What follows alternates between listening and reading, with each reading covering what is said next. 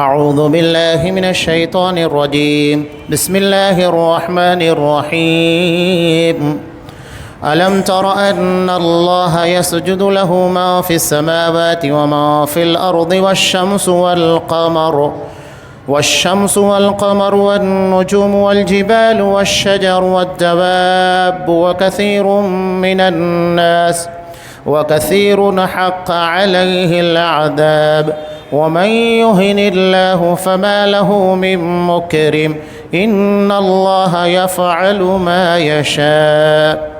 هذان خصمان اختصموا في ربهم فالذين كفروا قطعت لهم ثياب من نار يصب من فوق رؤوسهم الحميم يصهر به ما في بطونهم والجلود ولهم مقامع من حديد كلما أرادوا أن يخرجوا منها من غم أعيدوا فيها وذوقوا عذاب الحريق. إن الله يدخل الذين آمنوا وعملوا الصالحات جنات تجري من تحتها الأنهار يحلون فيها من أساور من ذهب ولؤلؤا ولباسهم فيها حرير وهدوا إلى الطيب من القول وهدوا إلى صراط الحميد.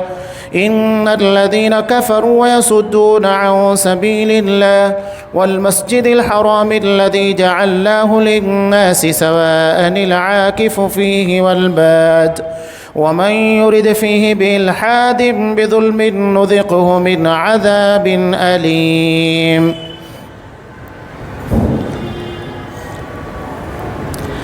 کیا تو نہیں دیکھ رہا ہے کہ اللہ کے سامنے سجدے میں ہے سب آسمانوں والے اور سب زمینوں والے اور سورج اور چاند اور ستارے اور پہاڑ اور درخت اور جانور اور بہت سے انسان بھی.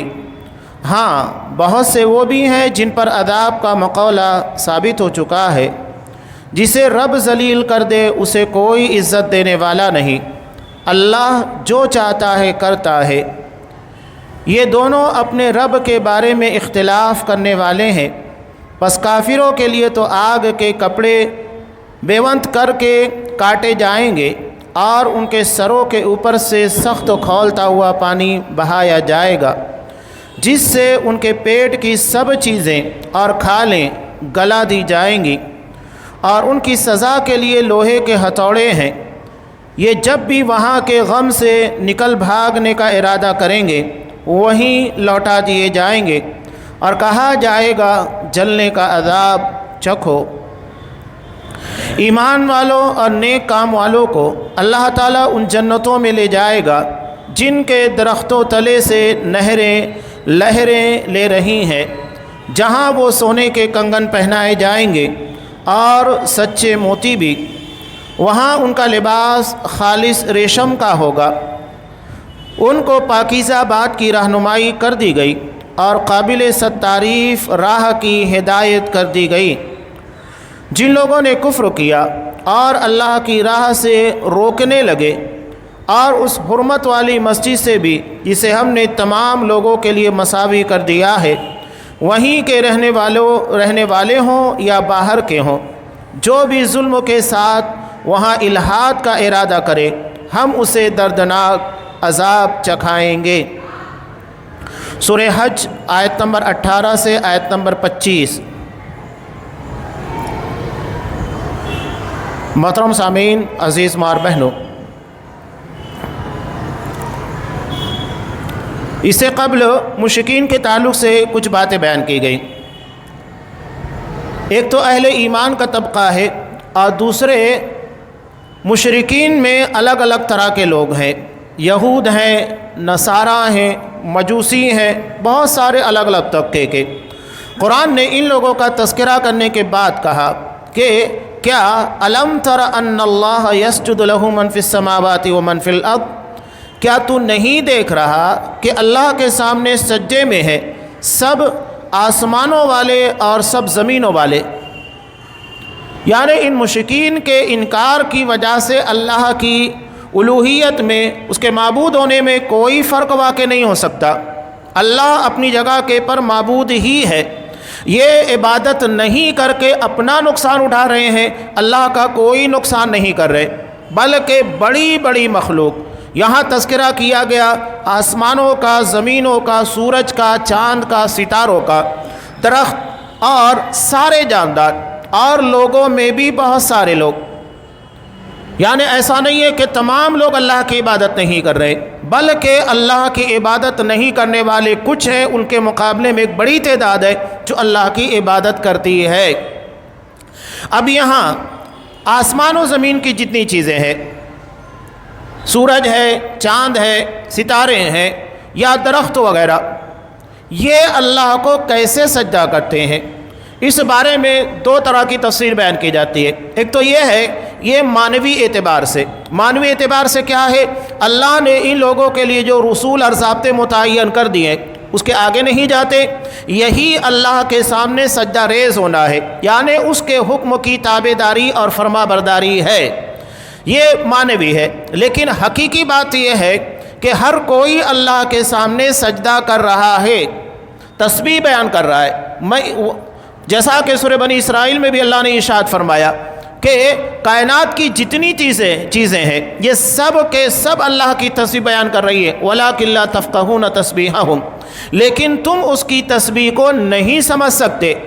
یعنی چاہے سورج ہو، چاند ہو، ستارے ہو، درخت وغیرہ ہو، سب کے سب اللہ تبارک و تعالیٰ کی تسبیح، حمد و ثنا اس کے سامنے سجدہ ریز ہیں۔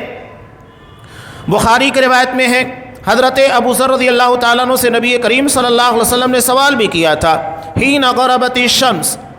جب سورج غروب ہو گیا تو آپ صلی اللہ علیہ وسلم نے حضرت ابو ذر رضی اللہ تعالیٰ عنہ سے کہا کہ این تذهب، کیا تمہیں پتہ ہے کہ سورج کہاں جاتا ہے؟ تو حضرت ابو ذر رضی اللہ تعالیٰ عنہ کہتے ہیں اللہ ورسولہ اعلم، اللہ اور اس کے رسول بہتر جانتے ہیں۔ تب آپ صلی اللہ علیہ وسلم نے کہا فَإِنَّهَا تَذْهَبُ حَتَّى تَسْجُدَ تَحْتَ الْعَرْشِ، یہ جاتا ہے اور عرش کے نیچے سجدہ کرتا ہے، فَتَسْتَأْذِنَ، اور اس کے بعد اللہ سے اجازت طلب کرتا ہے، تو اجازت طلب کرنے کے بعد فَيُؤْذَنَ لَهَا، اسے اجازت دے دی جاتی ہے، وَيُوشِكُ أَن تَسْجُدَ فَلَا يُقْبَلُ مِنْهَا، اور قریب ہے کہ وہ سجدہ کرے گا لیکن اس کا سجدہ قبول نہیں ہوگا، یعنی اسے اجازت نہیں دی جائے گی، وَتَسْتَأْذِنُ فَلَا يُؤْذَنُ لَهَا، اور وہ اجازت طلب کرے گا، وَتَسْتَأْذِنَ فَلَا يُؤْذَنَ لَهَا، اسے اجازت نہیں دی جائے گی، يُقَالُ لَهَا ارْجِعِي مِنْ حَيْثُ جِئْتِ، اسے کہا جائے گا کہ جاؤ اسی جگہ سے پلٹ آؤ جہاں گئے تھے، غروب ہوئے تھے وہیں سے واپس ہو جاؤ، فَتَطْلُعُ مِن مَغْرِبِهَا، تو وہ مغرب سے طلوع ہوگا، فَذَلِكَ قَوْلُهُ تَعَالَى، اسی بارے میں اللہ تبارک و تعالیٰ کا فرمان ہے وَالشَّمْسُ تَجْرِي لِمُسْتَقَرٍّ لَهَا ذَلِكَ تَقْدِيرُ الْعَزِيزِ الْعَلِيمِ، کہ سورج اپنے مستقر کی طرف چلا جاتا ہے، آپ صلی اللہ علیہ وسلم نے فرمایا کہ اس کا ٹھکانہ عرش کے نیچے ہے، وہ قرآن وہی بیان کر رہا ہے، سورج اپنے محور کے پر گردش کر رہا ہے، راؤنڈ لگا رہا ہے، ذالک تقدیر العزیز العلیم، یہ اللہ تبارک و تعالیٰ جو عزیز یعنی غالب، علیم یعنی جو جاننے والا ہے، اس کا ٹھہرایا ہوا اور اس کا بنایا ہوا نظام ہے۔ بخاری کی روایت ہے۔ علاوہ ازیں اس بارے میں ایک صحابی سے بھی روایت ہے، وہ کہتے ہیں کہ میں نے خواب میں دیکھا کہ میرے ساتھ ایک درخت سجدہ کر رہا ہے، تو ایسے بہت ساری روایتیں ہیں۔ اللہ نے باقاعدہ ان لوگوں کے اندر وہ شعور، وہ احساس رکھا ہے۔ آپ صلی اللہ علیہ وسلم نبوت سے پہلے آپ کو ایک پتھر سلام کرتا تھا، ایک درخت سلام کرتا تھا، یہ سب آپ کے خصائص نبوت میں ہیں، یعنی اللہ چاہے تو پتھروں سے آواز نکال سکتا ہے اور درختوں سے بھی آواز نکال سکتا ہے، یہاں تک کہ آپ صلی اللہ علیہ وسلم مسجد نبی میں جب ممبر نہیں بنایا گیا تھا تو جس کھجور کے تنے کے پر ہاتھ رکھ کر ٹیک کر خطبہ دیا کرتے تھے، جب اسے ممبر بنائے جانے کے بعد ہٹا دیا گیا تو بچوں کی طرح بلک بلک کر رو رہا تھا۔ آپ صلی اللہ علیہ وسلم نے اسے اپنے سینے سے لگا لیا، تب اس کی ہچکیاں بند ہوئی۔ کہا کہ اگر میں اسے سینے سے نہیں لگاتا تو یہ قیامت تک اسی طرح روتے رہتا۔ تو اللہ ان ساری چیزوں کے اندر شعور اور احساس رکھا ہے۔ یہ بات الگ ہے کہ کبھی وہ ظاہر ہو جاتی ہے اور عمومی طور کے پر وہ ظاہر نہیں ہوتی۔ اللہ جب چاہے اس کا ظاہر کرتا ہے، اور اگر اللہ نہ چاہے تو وہ ظاہر نہیں ہوتی ہیں۔ تو سورج ہے، چاند ہے، علاوہ ازیں ان کے سائے بھی اللہ کو سجدہ کرتے ہیں۔ سائے سجدے کا ایک تو بالکل واضح مفہوم ہے کہ ہمیشہ اللہ نے ان کو مخالف سمتوں میں جانے کا حکم دیا، تو یہ مخالف سمتوں میں جاتے ہیں۔ ایسا نہیں ہے کہ جس طرف روشنی پڑ رہی ہے اسی طرف آنے لگے، بلکہ روشنی کے مخالف سمتوں میں سائے جاتے ہیں۔ یہ تابعداری، اور اس کے علاوہ بھی ان کے سجدہ کرنے کا جو بھی طریقہ ہے وہ ہے، لیکن ہم اسے محسوس نہیں کر سکتے۔ ہمیں اللہ نے اتنا شعور اور عقل نہیں عطا کی کہ اس کی بنیاد کے پر ان چیزوں کو ہم سمجھ پائیں۔ ساری چیزیں، سورج ہے، چاند ہے، ستارے ہیں، علاوہ ازیں پہاڑ ہے، درخت ہے، والدواب چوپائے ہیں، وکثیر من الناس بہت سارے لوگ، وکثیر حق علیہ العذاب اور بہت سارے انسان ایسے ہیں کہ جن کے پر عذاب ثابت ہو چکا ہے ان کے کفر اور شرک کی بنیاد کے پر۔ وَمَن يُهِنِ اللَّهُ فَمَا لَهُ مِن مُّكْرِمٍ، اور جسے اللہ ذلیل کر دے اسے کوئی عزت دینے والا نہیں۔ ان اللہ یفعل ما یشاء، اللہ جو چاہتا ہے کرتا ہے۔ یہ سورہ حج کی آیت ہے، اس جگہ کے پر سجدہ تلاوت ہے۔ سجدہ تلاوت کے تعلق سے اس سے پہلے بھی میں نے وضاحت کی کہ سجدہ تلاوت واجب نہیں ہے۔ بعض لوگ جیسا کہ کہتے ہیں پڑھنے والا اور اگر اس کو سن رہا ہے اس کے پر بھی سجدہ تلاوت واجب ہو جاتا ہے۔ واجب کا مطلب کیا ہوا؟ یعنی اگر وہ کام نہیں کریں گے تو گنہگار ہو جائیں گے، جبکہ یہ واجب نہیں ہے۔ حضرت زید رضی اللہ تعالیٰ عنہ کہتے ہیں کہ ایک مرتبہ میں آپ صلی اللہ علیہ وسلم کے پاس سورہ نجم کی تلاوت کی، بخاری کی روایت، سورہ نجم کی تلاوت کی، لیکن آپ نے سجدہ نہیں کیا، جبکہ خود آپ صلی اللہ علیہ وسلم کے تعلق سے مروی ہے کہ جب اس سورہ کو آپ نے مشرکین کے سامنے تلاوت کیا تو خود سجدہ کیا اور اس سورہ کے سننے والے مشرکین بھی سجدے میں پڑ گئے۔ اس سے معلوم ہوتا ہے کہ واجب نہیں ہے، اگر واجب ہوتا تو یقیناً آپ صلی اللہ علیہ وسلم اس تلاوت کے سننے کے وقت سجدہ کرتے۔ اور حضرت عمر فاروق رضی اللہ تعالیٰ عنہ کی روایت ہے، کہتے ہیں لوگوں ہم سجدے کی آیتوں سے گزرتے ہیں تو جو شخص سجدہ کر لے بہت اچھی بات ہے، اور اگر کوئی سجدہ نہیں کرے تو کوئی حرج نہیں۔ اس کا مطلب یہ ہے کہ سجدہ تلاوت کا چھوڑنا یہ کوئی گناہ کا کام نہیں ہے، اور اگر یہ واجب ہوتا تو اس کا چھوڑنا گناہ ہوتا۔ اس کے علاوہ ایک بات اور بھی ہے، ہمارے یہاں تلاوت کرتے وقت تو کچھ لوگ یہ غلطی کرتے ہیں کہ قرآن مجید کے تلاوت کے وقت تو مسلسل تلاوت کر رہے ہیں، ایک سجدہ، دو سجدہ، تین چار سجدے اکٹھا ہو جاتے ہیں، بیک وقت تو سجدہ کرتے ہیں۔ نہیں، آپ صلی اللہ علیہ وسلم کے تعلق سے جو بات آتی ہے وہ یہی ہے کہ سجدے کی آیت سے گزرتے تو سجدہ کرتے، یعنی جس آیت کے پر آپ گزر رہے ہیں سجدہ تلاوت ہے اسی جگہ سجدہ کرتے، یہ نہیں کہ اس کو اکٹھا کر کے بعد میں سجدہ کرتے۔ اسی آیت کے پر سجدہ کرنا ہے تو کرنا ہے، یہ نہیں کہ ہم بعد میں سجدہ تلاوت کریں، کرنا ہے تو اسی کے پر کرنا ہے، بعد میں نہیں ہے۔ سجدہ تلاوت کے لیے وضو شرط نہیں، اس لیے کہ نماز کا حصہ نہیں، یہ صرف سجدہ تلاوت ہے۔ اور بعض لوگ یہ بھی سمجھتے ہیں کہ اس کے لیے کھڑا ہو کے پھر سجدے میں جانا ہے، نہیں، آپ بیٹھے بیٹھے تلاوت کر رہے ہیں، بیٹھے بیٹھے ہی سجدہ کر کے اٹھ جائے، صرف سجدہ کرنا ہے اتنا ہی کافی ہے، اس کے لیے کھڑا ہونا، تکبیر بولنا، اس کے بعد جانا یہ ضروری نہیں ہے۔ آگے اللہ ارشاد فرما رہا ہے ھذان خصمان اختصموا فی ربہم، یہ دونوں اپنے رب کے بارے میں اختلاف کرنے والے ہیں۔ اب یہاں یہ دونوں سے مراد کون؟ کچھ مفسرین کہتے ہیں کہ اس سے مراد دراصل کفر و شرک، یعنی کفر اور شرک کرنے والے کفار اور مشرکین ہیں، اور اس کے مقابلے میں اہل ایمان ہے، یہ ہو گئے، یعنی ایک طرف کفار اور مشرکین کی جماعت اور دوسری طرف اہل ایمان کی جماعت۔ اور کچھ کہتے ہیں کہ دراصل یہ جنگ بدر کے موقع پر نازل ہوئی، یعنی ایک طرف مسلمانوں کی جماعت تھی اور خاص طور سے مبازرت کے وقت اس وقت تو جو لڑائی کا پیمانہ تھا ایسا نہیں تھا کہ ڈائریکٹ حملہ کر دیا جائے، بلکہ ایک ایک دو دو آدمی مبارزت کرتے تھے، چیلنج کرتے تھے ایک دوسرے کو۔ تو مسلمانوں کی طرف سے 3 لوگ نکلے تھے، حضرت حمزہ رضی اللہ تعالیٰ عنہ، حضرت علی رضی اللہ تعالیٰ عنہ اور حضرت ابو عبیدہ بن حارث رضی اللہ تعالیٰ عنہ۔ ان کے مقابلے میں مشرکین کے 3 لوگ نکلے، ان کے درمیان مقابلہ ہوا اور تینوں کے تینوں مشرکین کو مار دیا گیا۔ اور مشرکین نے جب یہ دیکھا کہ پہلے مرحلے میں ہی ہمارے 3 بڑے سرداروں کو مار دیا گیا ہے، انہوں نے دھاوا بول دیا۔ تو یہ اس تعلق سے کہتے ہیں، حضرت علی کہتے ہیں کہ یہ ہم لوگوں کے تعلق سے نازل ہوئی، یعنی ایک طرف مشرکین تھے اور دوسری طرف ہم اہل ایمان تھے۔ باتیں دونوں اپنی جگہ پر صحیح ہے، اس میں کوئی اختلاف کی بات نہیں ہے۔ اب یہاں پر دیکھیے کہ ہمیشہ سے 2 جماعتیں رہی۔ حضرت نوح علیہ السلام 950 سال تک جو محنت کرتے رہے، کس کے سامنے محنت کرتے رہے؟ ایک جماعت اہل ایمان کی تھی جو انتہائی مختصر تھے، اس کے بالمقابل میں کفار اور مشرکین ایک بڑی تعداد میں 950 سال تک محنت کرتے رہے۔ یہی معاملہ تمام انبیاء کا رہا۔ حضرت موسیٰ علیہ السلام، اس کے مقابلے میں فرعون ایک بڑی جماعت، طاقتور جماعت اور سارے اختیارات کے ساتھ ہے۔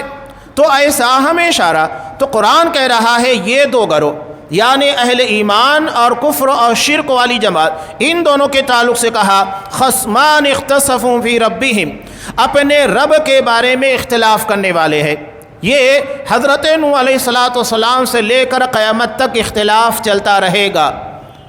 یہ کبھی ختم ہونے والا نہیں ہے، قیامت تک یہ اختلاف جاری رہے گا۔ فالذین کفروا، تو اللہ فیصلہ کر رہا ہے کہ جو بھی کفار اور مشرکین ہیں، کفر کرنے والے، قطعت لہم ثیاب من نار، تو ان کے لیے آگ کے کپڑے ناپ کر کاٹے جائیں گے، یعنی جو جیسی جسامت والا ہوگا اسی اعتبار سے ہوگا۔ ہم دنیا کے اندر سمجھتے ہیں نا کہ ایک آدمی نے بڑے جرائم کیے، بہت سارے لوگوں کے ساتھ ظلم و زیادتی کی، تو کیا اسے دنیاوی جسموں کی طرح جسم عطا کر کے سزا دی جائے گی؟ نہیں، بلکہ اس کے اعتبار سے جسامت کو بڑھایا جائے گا،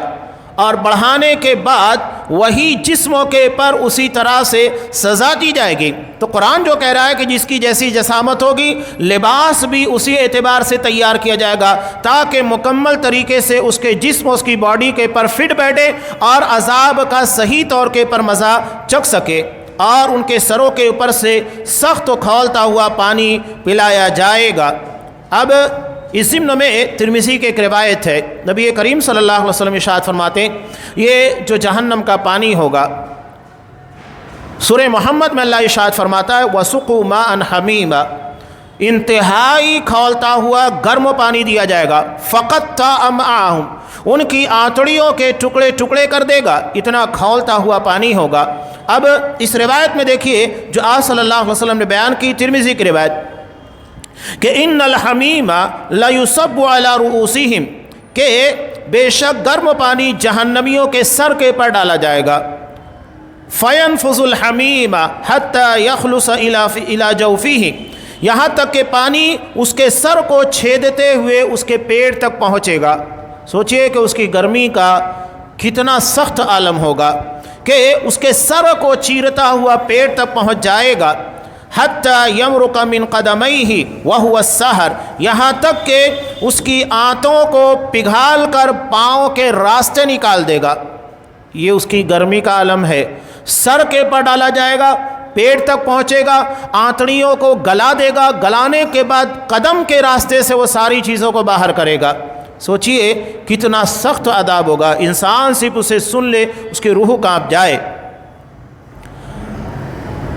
ثم یعاد کما کان، پھر انہیں اسی طرح لوٹا دیا جائے گا، یعنی عذاب دینے کے بعد جیسے ہی اس کے سر کے پر پانی ڈالا جائے گا اور قدم کے راستے سے اس کی آنتڑیاں باہر نکل جائے گی، دوبارہ اس کے جسم کو پہلے کی طرح کر دیا جائے گا تاکہ وہ عذاب کا مزہ چکھتا رہے۔ اور یہی بات سورہ نساء میں بھی اللہ نے بیان کی ہے کہ کلما نضجت جلودہم بدلناہم جلودا غیرہا لیذوقوا العذاب، کہ جب بھی اس کی چمڑیاں جل جائیں گی اور گل جائیں گی ہم اسے نئی چمڑی دیں گے تاکہ وہ عذاب کے مزے کو چکھتا رہے۔ تو یہ جہنم کا عذاب ہوگا۔ علامہ ازی آگے دوسری روایت ترمذی کی ہے، نبی کریم صلی اللہ علیہ وسلم نے ارشاد فرمایا، جیسا کہ اس آیت کو آپ نے پہلے پڑھا اتقوا اللہ حق تقاتہ ولا تموتن الا وانتم مسلمون، اللہ سے ڈرو جیسا کہ ڈرنے کا حق ہے، اور تمہیں موت نہیں آنا چاہیے مگر تم مسلمان ہی ہو۔ اس کے بعد اللہ کے رسول صلی اللہ علیہ وسلم نے کہا لو ان قطرۃ من الزقوم قطعت فی دار الدنیا لافسدت علی اہل الدنیا معایشہم فکیف بمن یکون طعامہ، کہ اگر زقوم کا ایک قطرہ دنیا کے کسی گھر میں ڈال دیا جائے تو پوری دنیا کے لوگوں کا کھانا پینا خراب ہو جائے تو ان کی کیا حالت ہوگی جن کا یہ کھانا ہوگا۔ یہ اس کی سنگینی، کڑواہٹ، بدمزگی کا عالم پوری دنیا کے مزے کو خراب کر دے گا۔ صرف ایک گھر میں اگر ڈالا جائے یہ اس کے تاثیر ہوگی جو پوری دنیا کے پر اثر انداز ہو جائے گی، تو جو کھانا کھائے گا اس کا عالم کیا ہو سکتا ہے، بڑی خطرناک چیز ہوگی۔ دوسری روایت جسے امام مسلم رحمۃ اللہ علیہ نے نقل کیا کہ نبی کریم صلی اللہ علیہ وسلم نے ارشاد فرمایا یقیناً دوزخیوں میں ان احول اہل النار عذابا، جہنمیوں میں سب سے ہلکے عذاب والا کون ہوگا کہ لرجل توضع فی اخمص قدمیہ، ایک آدمی جس کے پیر کے بیچ والے حصے، اخمص عربی زبان میں کہتے ہیں جو چلنے کے وقت تو ٹکتا نہیں ہے، بیچ والا حصہ وہ نرم بھی ہوتا ہے نازک بھی ہوتا ہے، بقیہ کنارے کے حصے اور ایڑی جو ہوتی ہے یہ چلنے کے وقت تو ٹکتی ہے اور چلنے کی وجہ سے، ٹکنے کی وجہ سے مضبوط بھی ہوتی ہے، لیکن بیچ والا جو حصہ ہوتا ہے اخمص جو زمین کے پر ٹکتا نہیں ہے یہ نازک ہوتا ہے، تھوڑا سا بھی پتھر ہے یا کوئی چیز آئی اس کے پر لگے تو فوری طور کے پر درد ہوتا ہے۔ تو وہاں پر آگ کے دو انگارے رکھے جائیں گے، توضع فی اخمص قدمیہ جمرتان من النار، آگ کے دو گلے رکھے جائیں گے اور وہ یہ سمجھے گا کہ آج مجھے سب سے سخت ترین عذاب دیا جا رہا ہے، حالانکہ وہ جہنم کا سب سے ہلکا عذاب ہوگا۔ اور مسند احمد کی روایت میں ہے یہ ابو طالب ہوں گے، نبی کے چچا، جو 10 سال تک بہت حمایت کرتے رہے، مدد کرتے رہے، لیکن زبان سے کلمہ توحید کا اقرار نہیں کیا، نتیجہ کیا ہوگا؟ انہیں یہ عذاب دیا جائے گا، اور آپ صلی اللہ علیہ وسلم کی شفاعت کی برکت سے یہ ہلکا پن ہوگا، ورنہ وہ جہنم کے نچلے حصے میں ہوتے۔ آپ صلی اللہ علیہ وسلم نے کہا کہ میری شفاعت نہیں ہوتی اور میں نہیں ہوتا تو جہنم کے نچلے طبقے میں ہوتے، یہ آپ کی شفاعت کی بنیاد کے پر ان کو فائدہ ہوگا، یعنی آپ کی شفاعت یہ جہنمیوں کو بھی فائدہ دے گی، ان کے عذاب میں تخفیف کی جائے گی۔ تو یہ جہنمیوں کا معاملہ ہے، قرآن مجید نے جس کے تعلق سے بیان کیا یسحر بہ ما فی بطونہم والجلود، قرآن کیا کہہ رہا ہے؟ اس پانی سے ان کے پیٹ کی سب چیزیں اور کھالیں گلا دی جائے گی، جیسا کہ روایت کے اندر گزرا، سر سے ڈالا جائے گا، آنتڑیوں تک پہنچے گا، آنتڑیوں کو گلائے گا اور قدم کے راستے باہر کر دے گا، دوبارہ اس کے جسم کو پہلی حالت میں لایا جائے گا۔ قرآن انہی چیزوں کو بیان کر رہا ہے۔ وَلَهُمْ مَقَامِعُ مِنْ حَدِيدٍ، اور ان کی سزا کے لیے لوہے کے ہتھوڑے ہیں، لوہے کے ہتھوڑے، انسان صرف سن لے تو روح کانپ جائے، کتنا سخت ترین عذاب ہوگا جہنمیوں کو جو یہاں بیان کیا جا رہا ہے۔ اور یہ کوئی افسانہ نہیں ہے، یہ اللہ ہمیں صرف ڈرانے کے لیے نہیں بیان کر رہا ہے، جیسا کہ بعض لوگ یہ سمجھتے ہیں کہ جنت اور جہنم صرف لوگوں کو بہلانے کے لیے یا ڈرانے کے لیے، ایسا نہیں ہے، یہ سب حقیقت ہے۔ اہل سنت والجماعت کے عقیدے میں سے ہے کہ ان الجنت حق والنار حق، جنت بھی موجود ہے، جہنم بھی موجود ہے، اگر کوئی جنت و جہنم کے بارے میں شک کرتا ہے غلط، اس کا ایمان ہی صحیح نہیں، وہ اہل سنت والجماعت میں ہی شمار نہیں کیا جائے گا۔ ان ساری چیزوں کے پر ایمان کے ہاں یہ موجود ہے، اللہ نے ان کو پیدا کیا اور یہ آسمان کے اوپر ہیں، اور آپ نے معراج میں ان تمام چیزوں کا مشاہدہ کیا، جنت کا بھی جہنم کا بھی، سب چیزیں آپ صلی اللہ علیہ وسلم نے دیکھی۔ کلما ارادوا ان یخرجوا منها، اس عذاب کی جھلکیوں کے بعد ہر کوئی یہ سوچے گا کہ وہ اس سے بھاگ جائے۔ قرآن کیا کہہ رہا ہے؟ کلما ارادوا ان یخرجوا منها، جب بھی وہ ارادہ کریں گے کہ وہاں سے نکل جائے، صرف ارادہ ہوا ہے، نکلنے کی کوشش نہیں ہے، ارادہ، من غم اعیدوا فیہا، فوری طور کے پر لوٹا دیا جائے گا، یعنی صرف سوچیں گے اور انہیں اسی جگہ لوٹا دیا جائے گا۔ وذوقوا عذاب الحریق، اور کہا جائے گا کہ جلنے کا عذاب چکھو۔ یہ جہنم کا منظرنامہ ہے جو قرآن مجید نے کفر، شرک اور اس کے بالمقابل اہل توحید کے تعلق سے بیان کیا۔ اب قرآن کا اصول ہے، جہاں وہ اہل جنت کا تذکرہ کرتا ہے وہاں اس کے بعد جہنمیوں کا، جہاں جہنمیوں کا اس کے فوری بعد جنتیوں کا۔ اب یہاں جنتیوں کا تذکرہ کرتے ہوئے اللہ کہہ رہا ہے ان اللہ یدخل الذین آمنوا وعملوا الصالحات، یقیناً اللہ ایمان اور عمل صالح والوں کو داخل کرے گا۔ کہاں داخل کرے گا؟ جنات تجری من تحتها الانہار،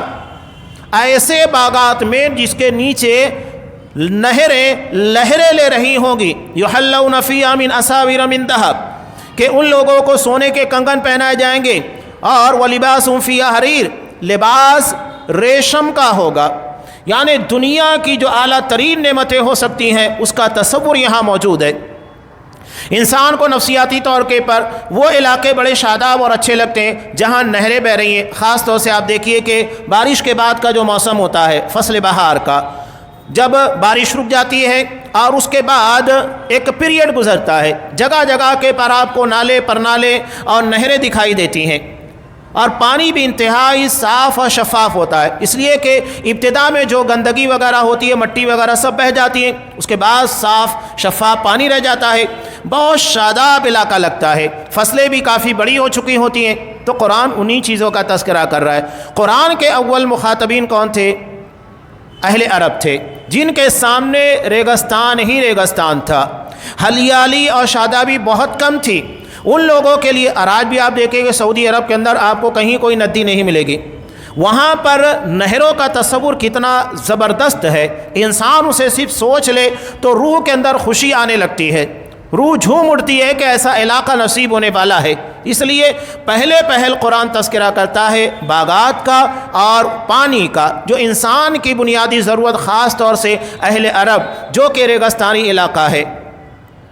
اور اس کے بعد ان لوگوں کو لباس، یعنی ایسی زندگی جو انسان دنیا کے اندر سب سے بہترین لگژری لائف تصور کرتا ہے وہ اسے عطا کی جائے گی۔ وَهُدُوا إِلَى الطَّيِّبِ مِنَ الْقَوْلِ، کہ ان کی پاکیزہ بات کی رہنمائی کر دی گئی اور قابل تعریف راہ کی ہدایت کر دی گئی، یعنی باتیں بھی انتہائی عمدہ، راستہ بھی بالکل واضح ہے۔ جنت کے اندر آپ صلی اللہ علیہ وسلم نے کہا کہ جس طرح ہم سانسیں لیتے ہیں اسی طرح سبحان اللہ الحمدللہ ہوگا، جگہ جگہ کے پر انہیں سلام پیش کیا جائے گا، سلامتی ہی سلامتی ہوگی، ہر جگہ سلام سلامہ، ہر جگہ سلامتی ہوگی۔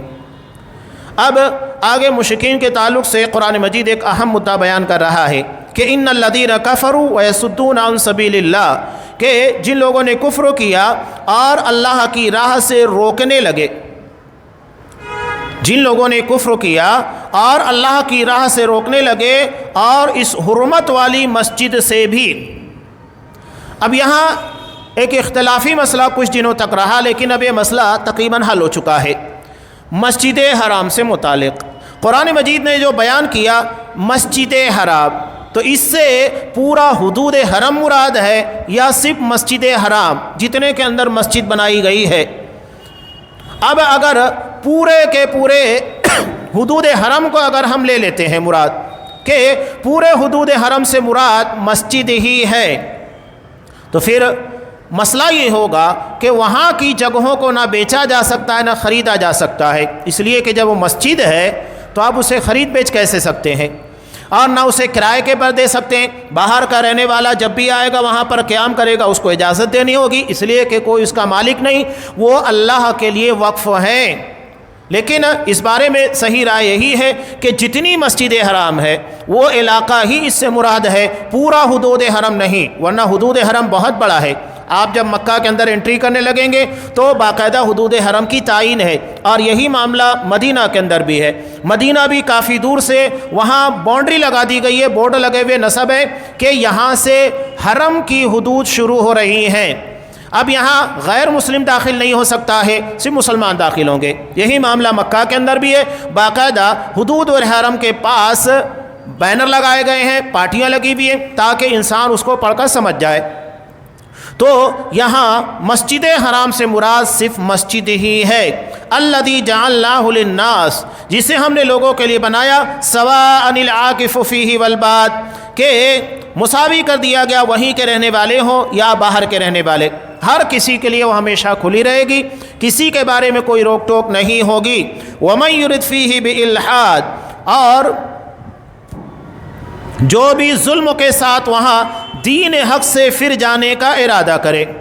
الحاد وہی ہے یعنی مرتد ہو جانا، نذیقہ من عذاب علیم، ہم اسے دردناک عذاب چکھائیں گے۔ تو یہ بالکل واضح طور کے پر ہے۔ اس ضمن میں قرب قیامت بھی جیسا کہ ایک روایت ملتی ہے کعبۃ اللہ کے تعلق سے بخاری کی، حضرت عائشہ رضی اللہ تعالیٰ عنہ فرماتی ہیں کہ آپ صلی اللہ علیہ وسلم نے ارشاد فرمایا ایک فوج خانہ کعبہ پر حملہ آور ہوگی، جب وہ بیضا مقام پر پہنچے گی تو فوج کا اول و آخر ہر کوئی دھنسا دیا جائے گا۔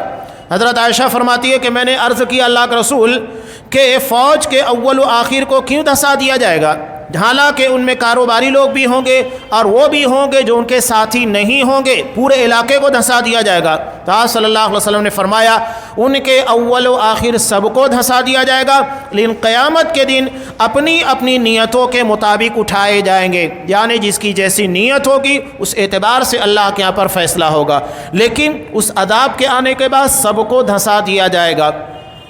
کہنے کا مقصد یہ ہے کہ قرب قیامت کعبۃ اللہ کو ڈھانے کی کوشش کی جائے گی، اور جیسا کہ دوسری روایت میں بھی آتا ہے کہ ایک حبشی کالی رنگت والا، جس کے بارے میں آپ نے کہا کہ دبلی پتلی ٹانگوں والا، یہ کعبۃ اللہ کو ڈھا دے گا، اور یہ بالکل اخیر کا معاملہ ہے، یعنی جب حضرت عیسیٰ علیہ السلام دجال وغیرہ صاحب نکل کر جا چکے ہوں گے، بالکل اخیر مرحلے کے اندر یہ ساری چیزیں پیش آنے والی ہے۔ تو یہ کعبۃ اللہ کے تعلق سے۔ آگے حج کے تعلق سے احکامات آ رہے ہیں۔ حضرت ابراہیم علیہ السلام جو کعبۃ اللہ کو تعمیر کرتے ہیں اس کے اول بانی ہیں، اور ان کے بیٹے حضرت اسماعیل علیہ السلام، اللہ نے انہیں حکم دیا کہ لوگوں میں اعلان کرو تاکہ لوگ حج ادا کرنے کے لیے آئے۔ حج کے اراکین قربانی سے متعلق اور شرک سے جڑی کچھ باتیں ہیں جو انشاءاللہ آئندہ درس میں آپ کے سامنے تفصیل کے ساتھ بیان کی جائے گی۔ اللہ تبارک و تعالیٰ سے دعا ہے کہ اللہ ہمیں اس کے پر جیسا ایمان و یقین ہونا چاہیے ویسا ایمان و یقین رکھنے کی توفیق دے، ہمیں اس جماعت اس گروہ کے اندر شامل رکھے جو اہل ایمان کی جماعت ہے، ہمیں ہر قسم کے کفر و شرک الحاد ان تمام چیزوں سے محفوظ رکھے۔ آمین۔ وآخر دعوانا ان الحمد للہ رب العالمین۔